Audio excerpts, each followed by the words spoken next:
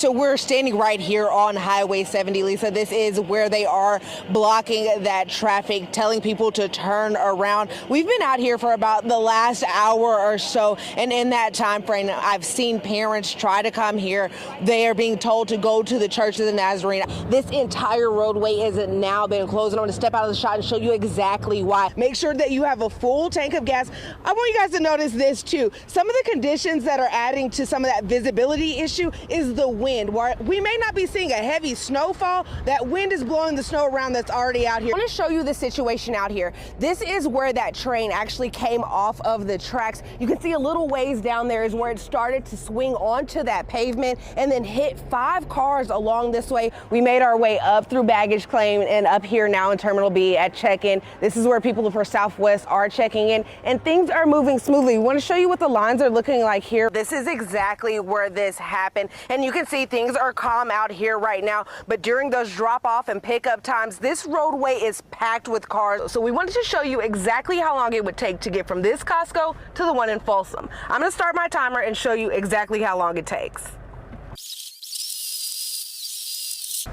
And now we're at the exit. We're at the stop sign before you turn into Costco, but just from here to there, you can see my timer says 4 minutes and 17 seconds. They say they plan to get the results and then present those recommendations to the city, but ultimately what happens here will be left up to the city council. They say over that 4-month span, these teenagers were basically just terrorizing this community, and they weren't even doing much to hide it. The Sacramento police tell me they are well aware of the situation in New Orleans. However, at this time, they are not adding any extra police detail more than what they normally have here. Now at DoCo, they do have these guardrails up. Just got here within the last 10 minutes, so I haven't had a chance to speak with officers just yet, but I want to step out of the way and show you what we're seeing here on the scene. We can't zoom in too far because we do believe that woman's body is still out here on the scene, but we can show you this part of Northgate is blocked off. You can see there is a truck down there that we do believe is involved. You can see some damage to the front end of that truck. They were holding people down at Drum 4 Bay, but now they're turning them around due to those spinouts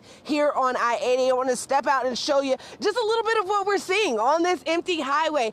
Mark keeps mentioning that wind. We're going to show you those trees up there. This is where they are turning traffic around. We know for at some point today they were holding traffic here, but then Caltrans came by and told us they're going to send people back. We're going to show you right now. This is where Caltrans is turning people around. We want to show you exactly what we're seeing out here. You can see very smoky, very charred land out here. And again, Metro Fire tells us that they are working on mop up all those things that Tamara just mentioned. The wind is still a very big factor in this. I actually have Parker Wilburn here with us from Sac Metro Fire. Parker, are you able to give us an update on what the situation is out here right now? We appreciate you. So yeah, there's that live update on exactly what's happening out here. Forward progress stopped at 45 acres. Those evacuation orders have now been lifted. People are being allowed to come back towards their homes now at this point. But again, fire crews say they're going to be out here for quite a while, and you can see that damage still left behind out here. It's going to be quite a cleanup effort.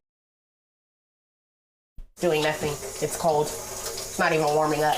Tiffany Pitts has lived in Waverly Flats apartments for 8 years. I have a list of things in this lease that I'm supposed to do, and I'm holding up my part of the bargain.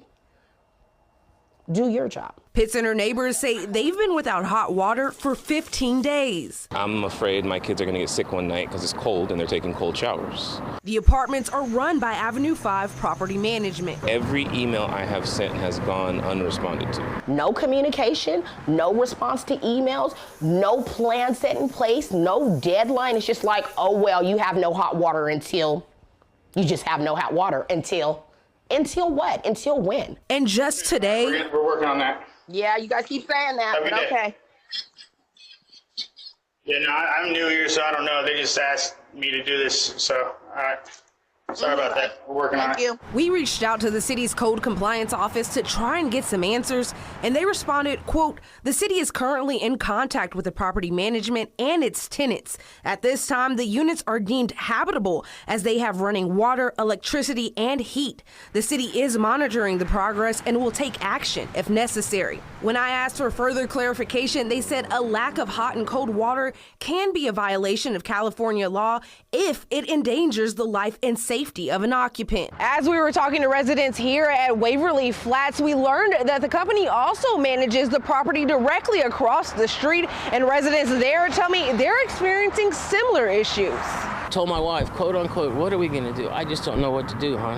I kind of felt like a failure. I put my family into this. We did try to reach out to the property managers and have not yet received a call back. In Sacramento, in the United States, globally, there is no sense of value for black girls. Since going into effect in January, there has been no ebony alerts issued in Sacramento County. We've been very fortunate that we have not had to issue one. We haven't had any child rise to that level. But community advocate Barry Axius says he's dealt with multiple missing minorities within that same time frame. We're talking about there is a law in place that says this is for missing black girls. And you can argue with me about a runaway or whatever. 2.5 months, she's missing. Axius referring to the case of 14-year-old Kamara Green, who's been missing since May 14th. Hoping her daughter's safe every day and wishing that this ebony alert, when I sent her the criteria, she almost broke down on the phone and said, this is the level of importance my baby is. The author of the law, Senator Stephen Bradford, says one of the key concerns is about sex trafficking, a reality KCRA3 investigated in our documentary, Escaping the Blade.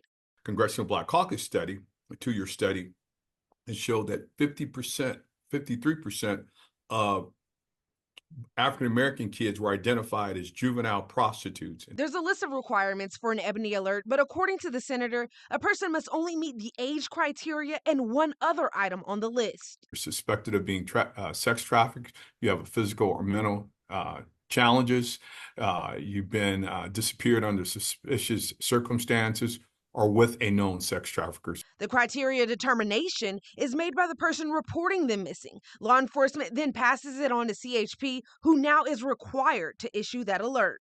If a family member is reporting to police, to law enforcement, and then those ebony alerts are not being issued, would you consider that a failure of how this is supposed to be working? Without a doubt, if the local agency who got that report does not forward it on to CHP and they clearly meet that criteria, we would definitely feel that's a breakdown in the system, and that's not how it should be operated.